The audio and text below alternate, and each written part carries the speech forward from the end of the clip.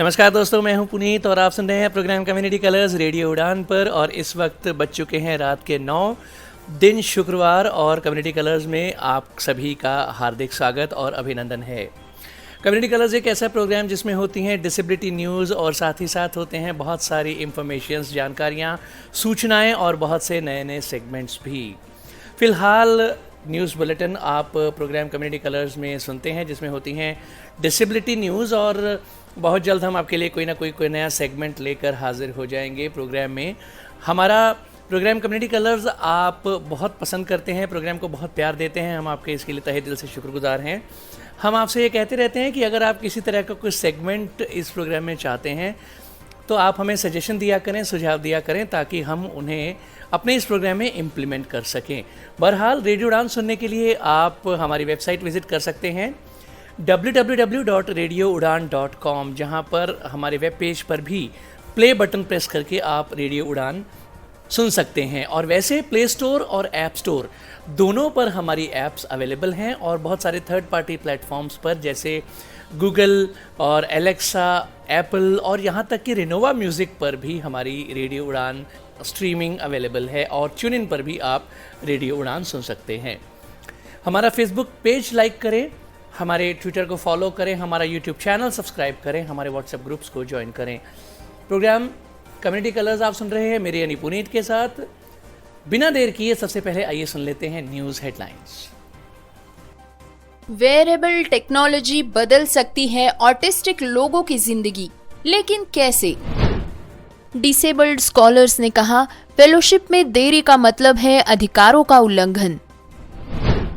विकलांगजनों और कार्यकर्ताओं ने शतरंज ओलंपियाड में दुर्गमता पर अपनी शिकायतों को किया साझा। जस्टिस भट्टाचार्य ने कहा कि प्रस्तावित अधिनियम है दिव्यांग व्यक्तियों की रक्षा करने के बजाय उन्हें सशक्त बनाने के लिए। त्रिपुरा उच्च न्यायालय ने कहा कि विकलांग व्यक्तियों की जरूरतों को पूरा करने में एम्प्लॉयर की विफलता करती है उचित आवास के मानदंडों का उल्लंघन। मेडिकल काउंसिल कमेटी ने पीडब्ल्यूडी उम्मीदवारों से नीट पीजी 2022 काउंसलिंग से पहले प्रमाण पत्र हासिल करने को कहा। नीट पीजी काउंसलिंग का शेड्यूल जल्दी हो सकता है जारी। गोवा राज्य पैनल ने राज्य चुनाव आयोग को बताया कि सभी विकलांग व्यक्तियों के लिए सुविधाएं निश्चित करे। जानेंगे एक अपडेट 2018-19 में शुरू की गई समग्र शिक्षा की केंद्र प्रायोजित योजना पर। बीएमटीसी देने जा रहा है स्वतंत्रता दिवस पर उपहार।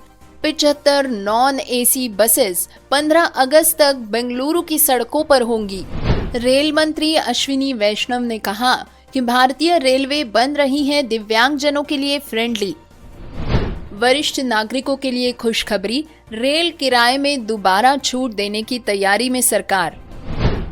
उत्तर प्रदेश में 27 दिव्यांगजनों का पंजीकरण कर बांटे गए कृत्रिम अंग। कोर्ट में बनाया जाएगा पालना घर और विकलांगों के लिए टॉयलेट भी।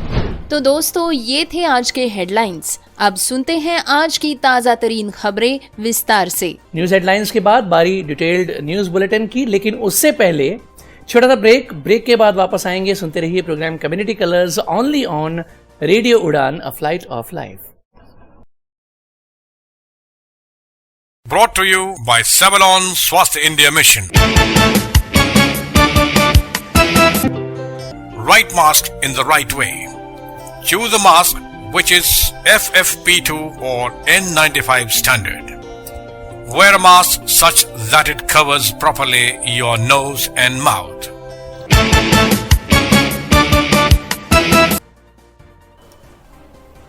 प्रोग्राम में आप सभी का स्वागत। डिटेल्ड न्यूज़ बुलेटिन जारी है। फ्रेंड्स, आइए प्रोग्राम की शुरुआत में हम खबर लेते हैं वेयरेबल टेक्नोलॉजी के बारे में, जो कि सही मायनों में ऑटिस्टिक लोगों का जीवन बदल सकती है। फ्रेंड्स, जैसा कि आप सभी जानते हैं, कई ऑटिस्टिक लोग अपनी भावनाओं को व्यक्त करने में कठिनाइयों का अनुभव करते हैं। इससे चिंता, अवसाद, क्रोध और शारीरिक स्वास्थ्य समस्याओं में वृद्धि हो सकती है। शोध से पता चलता है कि ऑटिस्टिक वयस्क अपने साथियों की तुलना में अवसाद में, माने कि डिप्रेशन में ज्यादा रहते हैं। लेकिन आइए अब ऐसे भविष्य की कल्पना करें जहां तकनीक लोगों को उनकी भावनाओं को नियंत्रित करने में मदद कर सके। ऑटिस्टिक लोगों के लिए बड़ी संख्या में तकनीकी समाधान विकसित किए जा रहे हैं, जिनका उद्देश्य लोगों को उनकी भावनाओं को नियंत्रित करने में मदद करना है। आजकल कुछ ऑटिस्टिक लोग अपने स्ट्रेस लेवल को ट्रैक करने के लिए डिजिटल हार्ट रेट मॉनिटर जैसी तकनीकों को अपना रहे हैं। कई अध्ययनों ने ऑटिस्टिक लोगों द्वारा अपनी भावनाओं को नियंत्रित करने के लिए स्मार्ट वॉच, वर्चुअल रियलिटी माने कि आभासी वास्तविकता (VR) या ब्रेन कंप्यूटर इंटरफेस जैसी पहनने योग्य तकनीक के उपयोग का पता लगाया है। एक हालिया अध्ययन में पाया गया है कि ऑटिस्टिक लोगों के लिए पहनने योग्य तकनीकों में से केवल 10% ने उनकी जरूरतों को पूरा किया है और 90% ने ऑटिस्टिक लोगों के लक्षणों को कमियों के रूप में देखा है। लेकिन अब एक हालिया अध्ययन ने किसी भी तकनीक को डेवलप करने से पहले ऑटिस्टिक समुदाय के विचारों का पहले पता लगाया। उनकी जरूरतों पर ध्यान देने के बाद उन्होंने पाया कि ऐसे डिवाइसेस जो उनकी भावनाओं और विचारों को नियंत्रित करने में मदद करे, इसके लिए ऑटिस्टिक समुदाय ज्यादा उत्साहित पाया गया है। इस परीक्षण में 34 ऑटिस्टिक लोगों और उनके सहयोगियों का समावेश भी था। उन्हें पहले इस बारे में जानकारी दी गई कि भावनात्मक विनियमन यानी कि इमोशनल मैनेजमेंट तकनीक के उपयोग से कैसे की जा सकती है। उदाहरण के लिए स्मार्ट वॉच जो शारीरिक तनाव के संकेतों का पता लगाती है, उपयोगकर्ता ऑटिस्टिक व्यक्ति को तकनीक पर चलने के लिए प्रेरित करती है। शोधकर्ताओं ने ये भी पाया है कि ऑटिस्टिक समुदाय अपनी भावनाओं को नियंत्रित करने में मदद करने के लिए प्रौद्योगिकी का उपयोग करने में उत्सुक थे, लेकिन ये अक्सर बहुत खर्चीला हो सकता है। प्रशिक्षण के बिना उपयोग करना मुश्किल भी है और उनकी आवश्यकता के अनुकूल भी नहीं है। इसके बाद फोकस ग्रुप नाम के एक रिसर्च ग्रुप ने बताया कि पहनने योग्य प्रौद्योगिकियां ऑटिस्टिक लोगों के लिए विशिष्ट रूप से फायदेमंद हो सकती हैं, अगर वे डिजाइन प्रक्रिया में ऑटिस्टिक लोगों को शामिल करें। अधिकांश शोध आत्मकेंद्रिता के बारे में पुराने सिद्धांतों पर विचार करते हैं, जैसे कि ये एक चिकित्सा बीमारी है जिसे ठीक किया जा सकता है या इलाज किया जा सकता है। ऑटिस्टिक प्रतिभागियों ने सहमति व्यक्त की कि तकनीकी डिजाइनों को आत्मकेंद्रिता को छिपाने की कोशिश करने के बजाय स्वतंत्रता को बढ़ावा देना चाहिए। कई प्रतिभागी टेक्नोलॉजी का उपयोग करने के लिए अनिच्छुक भी थे, क्योंकि वे मानते थे कि इसका उपयोग करने के लिए उनके पास विश्वास की कमी थी, विशेष रूप से सामुदायिक देखभाल सेटिंग के भीतर। अन्य बाधाओं में मौजूदा तकनीक के बारे में लागत या जागरूकता की कमी भी शामिल थे। अक्सर नई तकनीकों को विकसित करने पर बहुत सारा पैसा खर्च किया जाता है, लेकिन शोधकर्ता और स्वास्थ्य सेवा संगठन दोनों ही ये विचार करने में विफल होते हैं कि इसे व्यवहार में कैसे लागू किया जाए। एक ऑटिस्टिक व्यक्ति ने टिप्पणी करते हुए इस पर कहा है कि यदि आप किसी के लिए कुछ बनाना चाहते हैं तो उन्हें पूछे कि वे क्या चाहते हैं। क्या आपने कभी इसका परीक्षण खुद भी किया है? दोस्तों, प्रौद्योगिकी कंपनियों को ऑटिस्टिक समुदाय के साथ अपने उत्पादन बनाने चाहिए और उत्पादों को व्यक्तियों को बदलने की कोशिश करने के बजाय उन्हें स्वतंत्र करने की कोशिश करनी चाहिए। ऑटिज्म दुनिया को देखने का एक अलग तरीका है। ये एक नया दृष्टिकोण पैदा करता है। टेक्नोलॉजी ऑटिस्टिक व्यक्तियों के लिए एक नया समर्थन विकसित कर सकती है। ये वार्तालाप सभी के लिए अधिक समावेशी वातावरण बनाने में भी मदद करेगा। दोस्तों, अब सुनते हैं कि कैसे फेलोशिप के वितरण में हो रही देरी असर डाल रही है विकलांग स्कॉलर्स के जीवन पर। दरअसल ये मामला है विकलांग व्यक्तियों के लिए राष्ट्रीय फेलोशिप यानी कि NFPWD के लिए चुने गए विद्वानों का। उनके एक संघ ने दावा किया है कि फेलोशिप के वितरण में देरी को मौलिक समानता के अधिकार के उल्लंघन के बराबर माना जाना चाहिए। विकलांग व्यक्तियों के लिए राष्ट्रीय फेलोशिप स्कॉलर्स एसोसिएशन का कहना है कि देरी ने अवसाद माने के डिप्रेशन और असहायता माने के हेल्पलेसनेस के मुद्दों को जन्म दिया है। सामाजिक न्याय मंत्री वीरेंद्र कुमार, वित्त मंत्री निर्मला सीतारामन और विद्यालय अनुदान आयोग की अध्यक्ष ममिडाला जगदीश कुमार के साथ मंत्रालयों और यूजीसी के अधिकारियों को लिखे पत्र में NFPWD स्कॉलर्स एसोसिएशन ने 5 अगस्त को कहा था कि पीएचडी विद्वानों ने दिसंबर 2020 में आवेदन किया था और यूजीसी ने जनवरी 2022 में परिणामों की घोषणा की। पत्र में एसोसिएशन ने लिखा कि यूजीसी को आवेदनों को संसाधित करने और परिणाम जारी करने में 1 वर्ष से भी अधिक समय लगा है।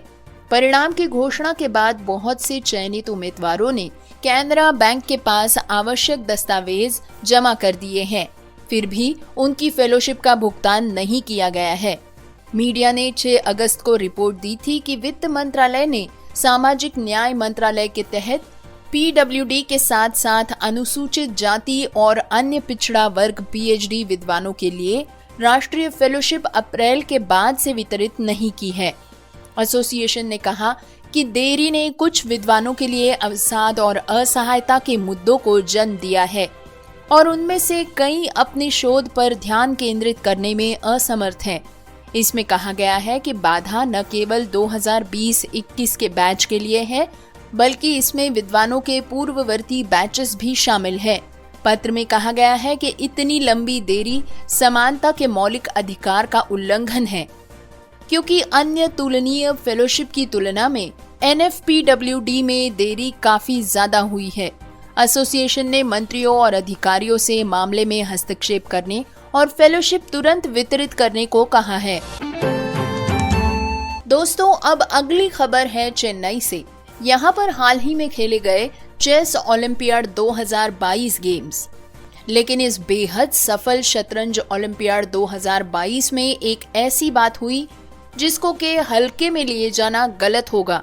बात है सूचना और प्रसारण मंत्रालय में एक नेत्रहीन कर्मचारी श्री बाल नगेंद्र जी की, जिनका चेस ओलंपियाड 2022 का अनुभव कुछ खास नहीं रहा है।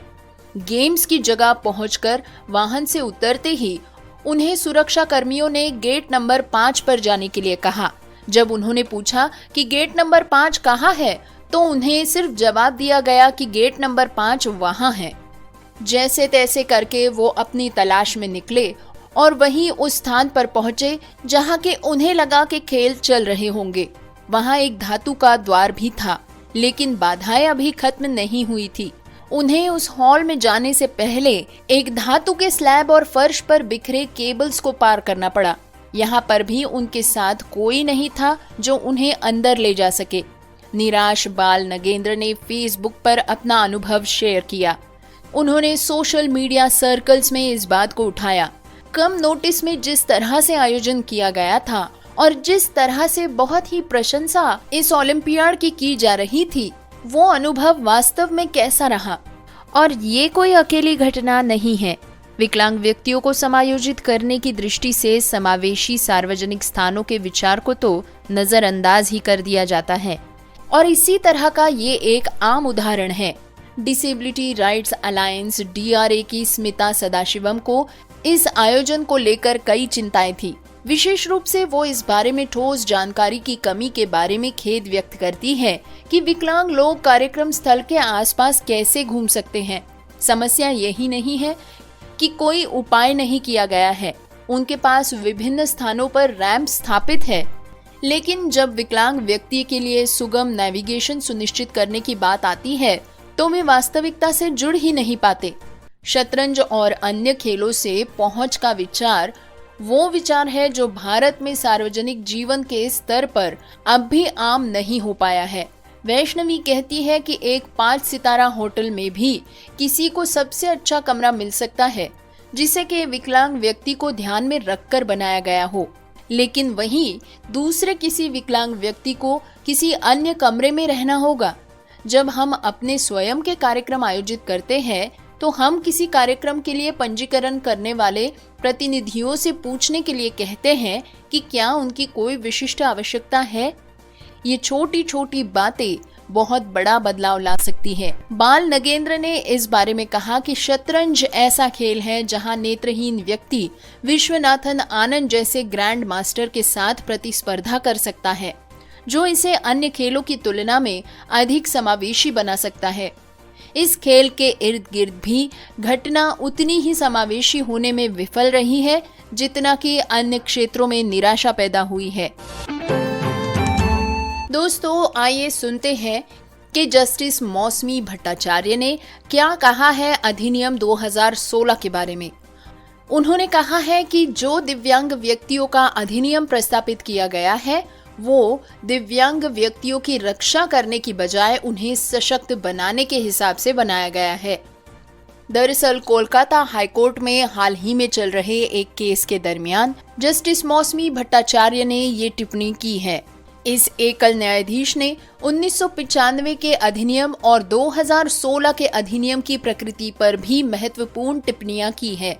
उन्होंने कहा कि 2016 के अधिनियम में कैनवास दिव्यांग व्यक्तियों के प्रभावी एकीकरण के बारे में अधिक है और सीमित कारक के रूप में शारीरिक स्थिति की मान्यता के बारे में कम है। उन्होंने कहा कि अधिनियम 2016 दिव्यांग व्यक्तियों के अधिकारों और अवसरों की घोषणा करता है, जबकि शारीरिक सीमाओं से मुक्ति का विचार 1995 के अधिनियम में अंकुरित हुआ था। अधिनियम 2016 में दिव्यांग व्यक्तियों की सुरक्षा से ज्यादा सशक्तिकरण पर ध्यान दिया गया है। संक्षेप में कहा जाए तो ये कानून दिव्यांग समुदाय को मुख्य धारा तक लाने के लिए सुविधा प्रदान करता है। दोस्तों, इस केस के याचिकाकर्ता शारीरिक रूप से दिव्यांग व्यक्ति है। दुर्घटना के बाद उनके ऊपरी अंगों के विच्छेदन के परिणाम स्वरूप उन्हें 80% दिव्यांगता का सामना करना पड़ा। उन्होंने 7 साल तक कंडी राज कॉलेज में सहायक प्रोफेसर के रूप में काम किया। उसके बाद अपने निवास के नजदीक ही एक कॉलेज में नियुक्ति की मांग की, क्योंकि उनके लिए हर रोज 480 किलोमीटर की यात्रा करना मुश्किल हो गया था। पश्चिम बंगाल कॉलेज सेवा आयोग द्वारा जल्द ही शारीरिक रूप से दिव्यांग श्रेणी में श्री आचार्य गिरीश चंद्र बोस कॉलेज में नियुक्ति के लिए उनकी सिफारिश की गई। हालांकि कॉलेज के शासी निकाय ने प्रस्ताव को पारित कर आयोग को उम्मीदवार के रूप में याचिकाकर्ता की अपनी सिफारिश पर पुनर्विचार करने के लिए कहा। इससे व्यथित होकर याचिकाकर्ता ने हाईकोर्ट के समक्ष याचिका दायर की, जिसे 2020 में एकल न्यायाधीश ने अपेक्षित दलील के अभाव में खारिज कर दिया था। हालांकि याचिकाकर्ता को शासी निकाय के निर्णय को चुनौती देने की स्वतंत्रता दी गई थी। इसी के तहत उन्होंने और एक याचिका दायर की। याचिकाकर्ता की ओर से पेश सीनियर एडवोकेट सुबीर सान्याल ने कहा कि याचिकाकर्ता अधिनियम की परिभाषा के तहत 80% स्थायी लोकोमोटर विकलांगता वाले व्यक्ति के रूप में आता है। दोस्तों, हाल ही में त्रिपुरा उच्च न्यायालय ने कहा है कि राज्य नियोक्ता माने कि स्टेट एम्प्लॉयर को ऐसी परिस्थितियां बनानी चाहिए जिसमें विकलांगता से उत्पन्न बाधाओं को दूर किया जा सके। दरअसल त्रिपुरा उच्च न्यायालय के न्यायमूर्ति अरिंदम लाउड ने अवलोकन किया है कि नियोक्ताओं को विकलांग व्यक्तियों को सेवा में उचित रूप से समायोजित करना चाहिए और ऐसा करने में विफलता यानी कि विकलांग व्यक्ति के अधिनियम 2016 के तहत अधिकारों का उल्लंघन माना जाएगा। दरअसल दोस्तों, इस केस में याचिकाकर्ता का ये मामला है कि जब वे अपने कर्तव्यों का निर्वहन कर रहे थे तब उन्हें दुर्घटना का सामना करना पड़ा और उस दुर्घटना में वो विकलांग हो गए। इस तरह की अक्षमता के कारण वो अपने कर्तव्यों में शामिल नहीं हो सके। प्रतिवादियों का अब इस पर ये तर्क है कि याचिकाकर्ता के वेतन का भुगतान 6 मार्च 2020 तक किया गया था। इसके बाद याचिकाकर्ता को कोई वेतन नहीं दिया गया। हालांकि वो अपनी विकलांगता के अनुरूप अपने कर्तव्यों का पालन करने के लिए शामिल होने के लिए तैयार थे। स्टैंडिंग मेडिकल बोर्ड की रिपोर्ट ये स्पष्ट कहती है कि याचिकाकर्ता अपनी आधिकारिक और क्षेत्रीय स्तर की गतिविधियों को करने की स्थिति में नहीं था। उस रिपोर्ट के बावजूद याचिकाकर्ता को उसकी अनुपस्थिति को अनधिकृत मानते हुए उसके देय वेतन और अन्य भत्तों का भुगतान नहीं किया गया था। डिटेल्ड न्यूज़ बुलेटिन जारी है, लेकिन इससे पहले वक्त एक बार फिर एक छोटे से ब्रेक का है। ब्रेक के बाद फिर मिलेंगे। सुनते रहिए program community colours only on radio Udaan, a flight of life. अरे छोटी, क्या कर रही है? कुछ नहीं, बस न्यूज़ देख रही हूँ। ओह अच्छा। फॉरेन में तो आए दिन डिसेबिलिटी पर कॉन्फ्रेंस होती रहती है। हमारे यहाँ पता नहीं कब होगी कोई बड़ी इंटरनेशनल कॉन्फ्रेंस। अच्छा ये सुन, शीस प्रो और ICMR ला रहे हैं भारत का पहला इंटरनेशनल मेगा इवेंट यानी global assistive technology expo and confest 2022 यानी गेटेक। इस इवेंट का मतलब भारत में दिव्यांगजनों के हेल्पफुल इक्विपमेंट और टेक्नोलॉजी में हो रहे नए नए इन्वेंशंस, रिसर्च और उनके मार्केट में अवेलेबिलिटी का प्रदर्शन है। इतना ही नहीं, डॉक्टर, साइंटिस्ट और एक्सपर्ट्स के जरिए थॉट्स का आदान प्रदान और इन्फॉर्मेशन को शेयर करना है। यह आयोजन दुनिया भर में उपयोग किए जाने वाले आधुनिक दिव्यांग सहायक उपकरणों में प्रौद्योगिकियों के बारे में जानने में मदद करेगा। अरे वाह, तो चले? अरे अभी नहीं। कब और कहाँ? ये event GMR ground Aerocity new Delhi में 7, 8 और 9 दिसंबर को आयोजित किया जाएगा। गेटेक में भारत और दुनिया के कई देशों से दिव्यांगजनों, डॉक्टरों, स्वयंसेवी संस्थाओं, शासकीय उपक्रमों एवं दिव्यांग सहायता उपक्रमों का विशाल समागम होगा। गेटेक को DRDO, WHO, पैरालंपिक इंडिया, सामाजिक एवं अधिकारिता मंत्रालय का सहयोग प्राप्त है। फ्रांस इस इवेंट के कंट्री पार्टनर है। इस मेगा इवेंट में शामिल होना ना भूलें। अधिक जानकारी के लिए वेबसाइट पर जाएं www.globalassistivetech.com या फिर हमें इस नंबर पर संपर्क करें 9910717913 या फिर हमें मेल करें gaurav@iconx.in।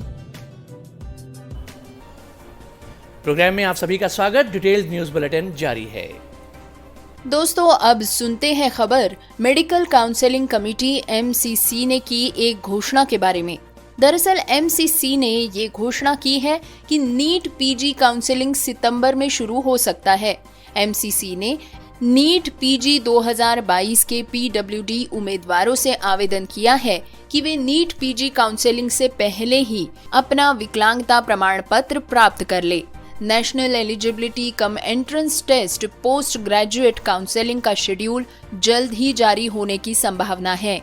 MCC द्वारा जारी एक नोटिस के अनुसार PWD प्रमाण पत्र प्राप्त करने के लिए MCC पोर्टल 8 अगस्त को खोल दिया गया है। इसीलिए ऐसे उम्मीदवार जिन्होंने NBE वेबसाइट पर खुद को PWD के रूप में पंजीकृत किया है और लाभ प्राप्त करना चाहते हैं, वे ऑनलाइन मोड के माध्यम से नामित नीट विकलांगता प्रमाणन केंद्र में से किसी एक में जाकर विकलांगता प्रमाण पत्र प्राप्त कर ले। PWD आरक्षण के लिए PG काउंसलिंग 2022 के राउंड 1 की शुरुआत सितंबर 2022 से शुरू होने की संभावना है। नीट PG 2022 काउंसलिंग के MCC नोटिस में कहा गया है कि हालांकि जिन उम्मीदवारों को पहले से ही ऑफलाइन मोड में नामित केंद्रों से अपना विकलांगता प्रमाण पत्र मिल गया है, उन्हें अपना प्रमाण पत्र ऑनलाइन मोड में भी जारी करना होगा। ऐसे उम्मीदवारों को फिर से शारीरिक परीक्षा से गुजरना नहीं पड़ता है, लेकिन वे नामित केंद्र अधिकारियों से अपना विवरण ऑनलाइन भरने और दूसरा प्रमाण पत्र प्राप्त करने का अनुरोध कर सकते हैं। ऑनलाइन मोड में MCC पोर्टल के माध्यम से उत्पन्न प्रमाण पत्र को छोड़कर कोई भी अन्य प्रमाण पत्र प्रवेश के समय स्वीकार नहीं किया जाएगा। केवल उन्हीं उम्मीदवारों को जो ऑनलाइन PWD प्रमाण पत्र प्राप्त कर चुके हैं, उन्हें ही PWD सीटों के विकल्प दिखाए जाएंगे, ऐसा नोटिस में कहा गया है। MCC ने उम्मीदवारों को नवीनतम अपडेट के लिए MCC वेबसाइट के संपर्क में रहने की सलाह भी दी है। दोस्तों, आइए सुनते हैं ये अगली खबर गोवा के पणजी से। यहाँ पर राज्य चुनाव आयोग SEC ने कहा था कि 80 से अधिक उम्र के बुजुर्ग लोगों और विकलांग लोगों के लिए कोई भी पोस्टल बैलेट सुविधा मौजूद नहीं है। गोवा राज्य विकलांग व्यक्तियों के आयुक्त ने सोमवार को स्वतः इस विषय पर संज्ञान लिया। आयुक्त ने SEC को निर्देश दिया कि चुनाव आयोग द्वारा अपनाई जाने वाली विधियों और प्रक्रियाओं के अनुरूप गरिमा के साथ सभी विकलांग व्यक्तियों के लिए सुलभ चुनावी सुविधाएं निश्चित करे। साथ ही साथ सुलभ चुनावों पर राष्ट्रीय कानून जनादेश का पालन करे। आयुक्त गुरुप्रसाद पावस्कर ने मीडिया को बताया कि पंचायत चुनाव होने वाले थे और ये बात 5 सालों से मालूम थी। इसके अलावा कुछ महीने पहले ही विधानसभा चुनाव के लिए विकलांग व्यक्तियों और बुजुर्गों की आबादी के सभी डेटा एकत्रित किए गए थे। उनके घरों की पहचान पहले ही की गई थी और उन्हें इस चुनाव के लिए अतिरिक्त प्रयास नहीं करने पड़ते। SEC के जवाब में कहा गया था कि गोवा पंचायत राज अधिनियम 1994 में ब्रेल बैलेट पेपर और 80 वर्ष से अधिक उम्र के बुजुर्ग नागरिकों और बेड रिडन लोगों के लिए पोस्टल बैलेट वोटिंग का प्रावधान नहीं है। आपको बता दें कि यहाँ सचिव श्री विशांत नागवेकर एक अनुरोध का जवाब दे रहे थे, जिसमें हाल ही में विधानसभा चुनाव के दौरान शुरू की गई पोस्टल बैलेट सुविधा की मांग की गई थी। हाल ही में 80 से ऊपर के लोग, बेड रिडन लोग और बेंचमार्क विकलांगता व्यक्तियों को घर से मतदान करने की अनुमति दी गई थी। आयुक्त ने बताया कि SC सचिव का जवाब था कि इस अदालत को ये स्वीकार्य नहीं है, क्योंकि विकलांग व्यक्तियों का अधिकार अधिनियम 2016 पहले ही आ चुका है।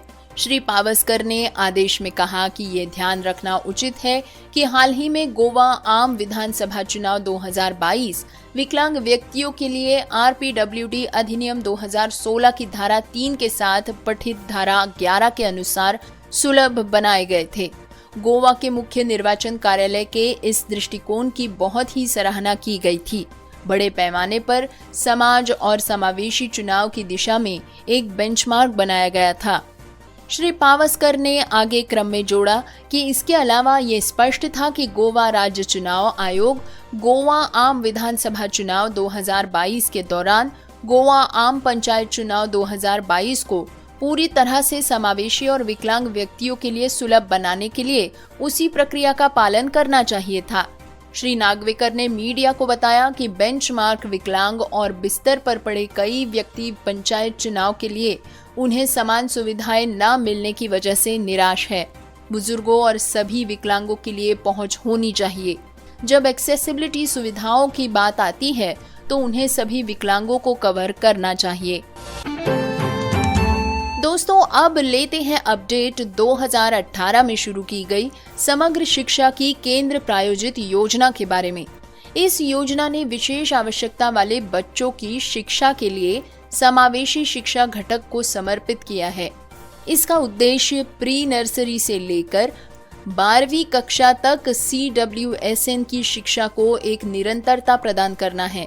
ये योजना सरकारी सहायता प्राप्त और स्थानीय निकाय स्कूलों में पढ़ रहे RPWD अधिनियम 2016 की अनुसूची में उल्लेखित एक से अधिक विकलांग बच्चों को कवर करती है। आइए जानते हैं कि समग्र शिक्षा के तहत समावेशी शिक्षा के उद्देश्य क्या है।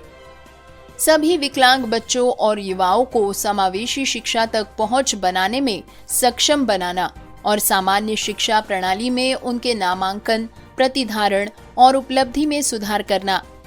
स्कूली स्तर पर विकलांग बच्चों की पहचान करना और उनकी शैक्षिक आवश्यकताओं का आकलन करना। सहायक उपकरणों और सहायता का प्रावधान करना। ICT संसाधन जैसे कि जॉज या साफा, साथ ही परिवहन एस्कॉर्ट और स्क्राइब भत्ते की आवश्यकता के अनुसार विशेष आवश्यकता वाले बच्चों के लिए और सभी विकलांग पूर्व प्राथमिक से लेकर 12वीं तक की लड़कियों के लिए वजीफा। स्कूलों में वास्तु संबंधी बाधाओं को दूर करना ताकि विकलांग छात्रों को स्कूल की कक्षाओं, प्रयोगशालाओं और पुस्तकालयों तथा शौचालयों तक पहुंच दी जा सके। संबंधित विभागों के साथ अभिसरण में उनकी आवश्यकता के अनुसार विशेष आवश्यकता वाले बच्चों को उपयुक्त शिक्षण सामग्री, चिकित्सा सुविधाएं, व्यावसायिक प्रशिक्षण सहायता, मार्गदर्शन और परामर्श सेवाएं तथा चिकित्सीय सेवाएं प्रदान करना। सामान्य विद्यालय के शिक्षकों को सामान्य कक्षा में विशेष आवश्यकता वाले बच्चों को पढ़ाने और शामिल करने के लिए संवेदनशील बनाना और प्रशिक्षित किया जाना। इसके अलावा CBSE विकलांग छात्रों की जरूरतों के प्रति संवेदनशील होने के कारण CWSN को कई छूट और रियायतें प्रदान करता है, जैसे कि चिकित्सा प्रमाण पत्र जारी करने का अधिकार, लेखक की सुविधा और प्रतिपूरक समय, स्क्राइब की नियुक्ति और 10वीं कक्षा के लिए संबंधित निर्देश, शुल्क और विशेष छूट। दोस्तों 2021-22 में निष्ठा को माध्यमिक स्तर पर और मूलभूत साक्षरता और संख्यात्मकता यानी कि FLN के लिए बढ़ा दिया गया है। माध्यमिक और वरिष्ठ माध्यमिक स्तर के शिक्षकों के लिए निष्ठा 2.0 19 जुलाई 2021 को लॉन्च किया गया था। 7 दिसंबर 2021 को प्री प्राइमरी से कक्षा 5 के शिक्षकों और स्कूल प्रमुखों के लिए FLN पर ध्यान केंद्रित करते हुए निष्ठा 3.0 को लॉन्च किया गया।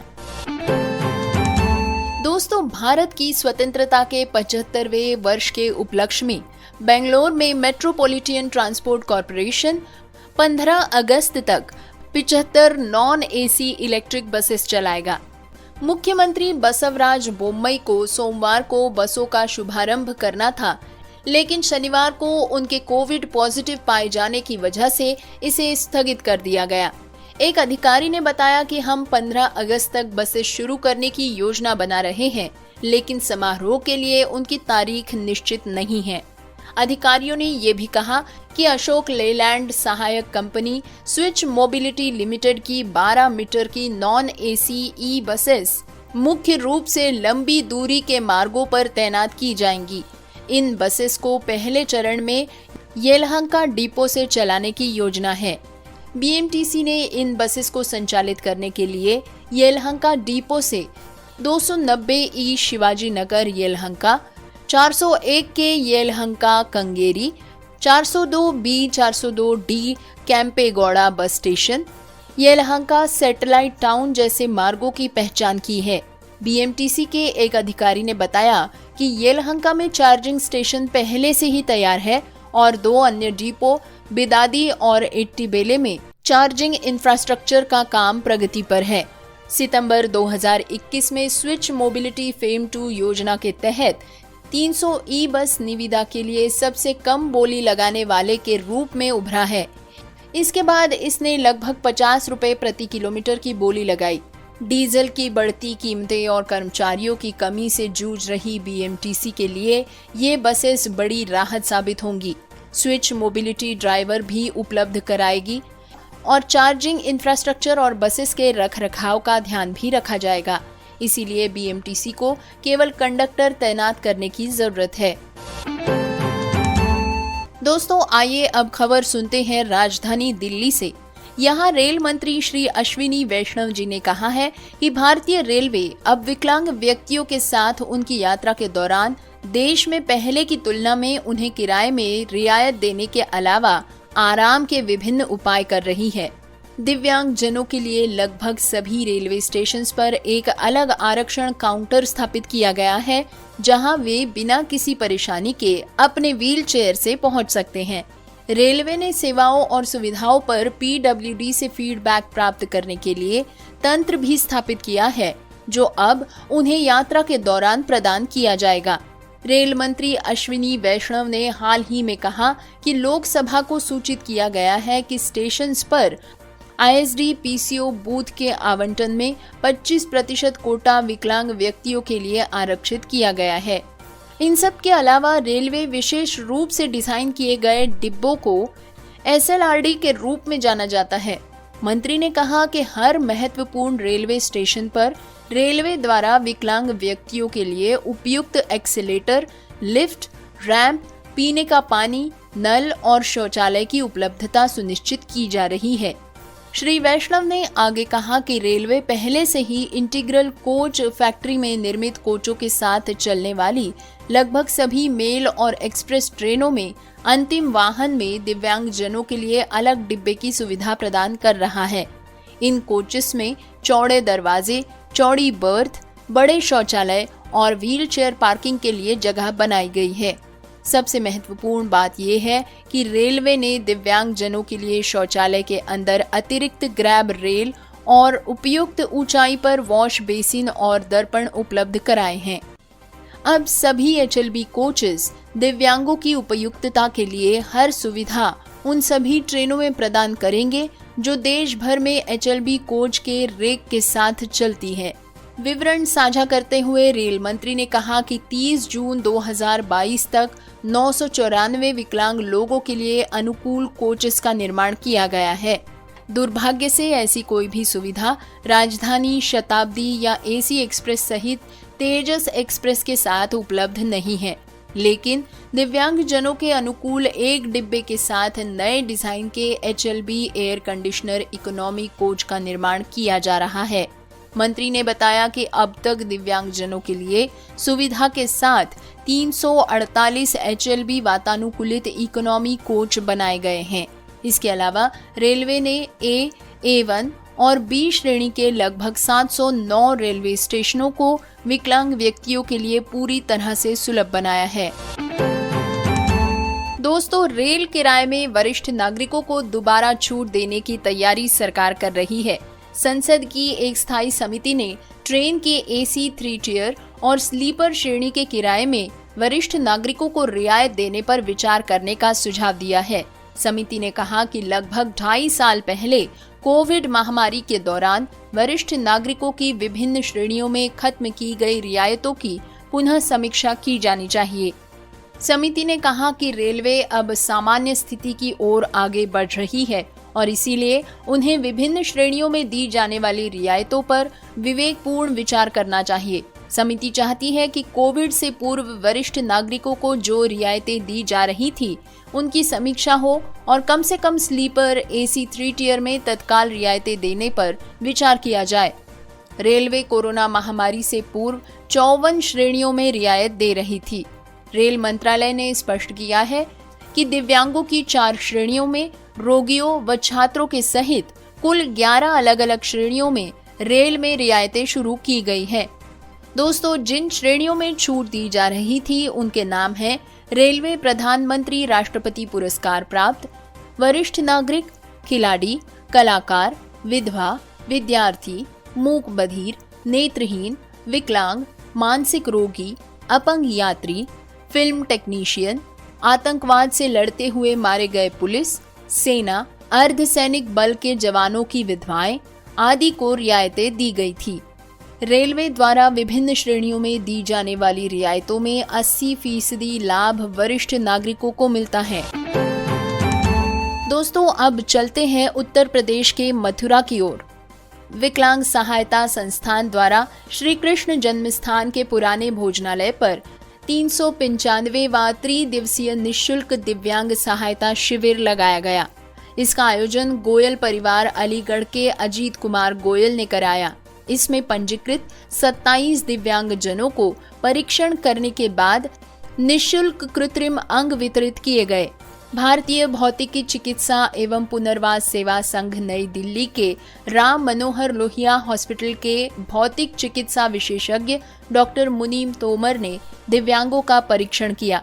वहीं उपकरणों का निर्माण भगवान महावीर विकलांग सहायता समिति कोटा के टेक्नीशियन राम प्रसाद सतीश चंद्र द्वारा किया गया।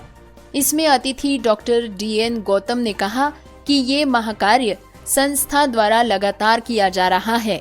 उपाध्यक्ष सुनील अग्रवाल जी ने अतिथियों का स्वागत कर उन्हें स्मृति चिन्ह भेंट किया। संचालन सचिव प्रेम शंकर अग्रवाल, कोषाध्यक्ष सत्यवीर अग्रवाल, रवि कुमार सक्सेना, कुलदीप शर्मा ने किया। दोस्तों, खबर है बिहार के भागलपुर से। यहाँ के जिले के 3 कोर्ट्स में पालना घर और विकलांगों के लिए टॉयलेट बनाए जाएंगे। इसके लिए भवन निर्माण विभाग के मुख्य अभियंता ने जिलों में तैनात कार्यपालक अभियंताओं को निर्देश दिया है। विभाग के अभियंता 1 सप्ताह में स्थल चयन की रिपोर्ट मुख्यालय में भेजेंगे।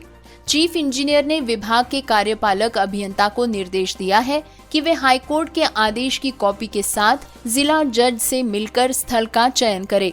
विभाग ने DM को स्थल चुनने में सहयोग करने का अनुरोध भी किया है। दोस्तों, दरअसल श्री रमाकांत शर्मा बनाम राज्य सरकार मामले में हाई कोर्ट ने अदालतों में बुनियादी सुविधाओं को बहाल करने की रिपोर्ट देने को कहा है।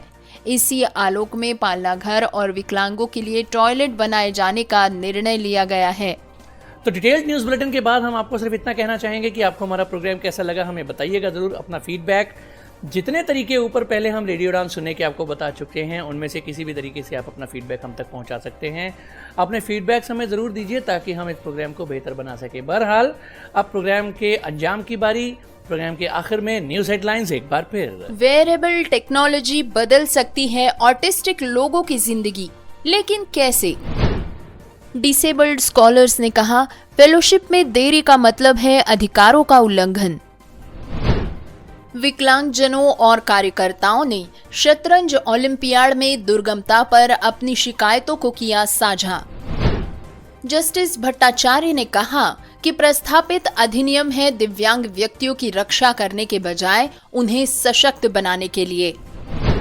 त्रिपुरा उच्च न्यायालय ने कहा कि विकलांग व्यक्तियों की जरूरतों को पूरा करने में एम्प्लॉयर की विफलता करती है उचित आवास के मानदंडों का उल्लंघन।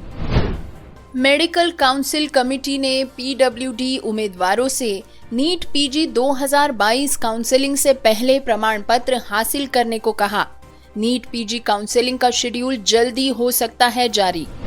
गोवा राज्य पैनल ने राज्य चुनाव आयोग को बताया कि सभी विकलांग व्यक्तियों के लिए सुविधाएं निश्चित करे। जानेंगे एक अपडेट 2018-19 में शुरू की गई समग्र शिक्षा की केंद्र प्रायोजित योजना पर। बीएमटीसी देने जा रहा है स्वतंत्रता दिवस पर उपहार। 75 नॉन एसी बसेस 15 अगस्त तक बेंगलुरु की सड़कों पर होंगी। रेल मंत्री अश्विनी वैष्णव ने कहा कि भारतीय रेलवे बन रही है दिव्यांगजनों के लिए फ्रेंडली। वरिष्ठ नागरिकों के लिए खुशखबरी, रेल किराए में दोबारा छूट देने की तैयारी में सरकार। उत्तर प्रदेश में 27 दिव्यांगजनों का पंजीकरण कर बांटे गए कृत्रिम अंग।